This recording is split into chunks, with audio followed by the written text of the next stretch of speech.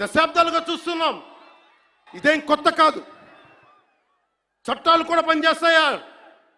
చట్టాలు కూడా ఎలా పనిచేస్తాయంటే సనాతన ధర్మాన్ని పాటించే వారిపై వైపు నిర్దాక్షిణ్యంగాను, సనాతన ధర్మం పాటించే వారి వైపు చట్టాలు ఎలా పనిచేస్తాయంటే నిర్దాక్షిణ్యంగా పనిచేస్తాయి.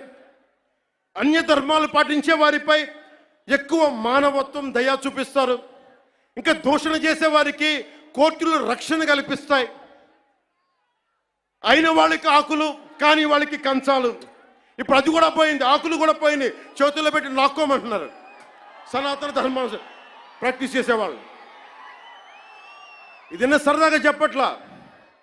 ఈ స్టేట్మెంట్ని సబ్స్టాన్షియేట్ చేయడానికి చిన్న ఉదాహరణ. ఈ మధ్యన ఒక యువ నాయకుడు అన్న మాటలు, సనాతన ధర్మం ఒక వైరస్, దాన్ని అంతం చేస్తాం.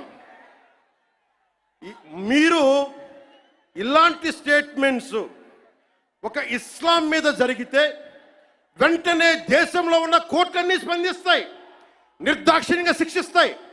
కానీ సనాతన ధర్మాన్ని బూతులు తిట్టండి, శ్రీరామచంద్రమూర్తిని పాదరక్షలతో కొట్టండి, అమ్మవారిని తిట్టండి, సరస్వతి అమ్మవారిని ఏదైనా చేయండి, ఒక్క కోర్టులు భయపడతాయి కోర్టులు కూడా.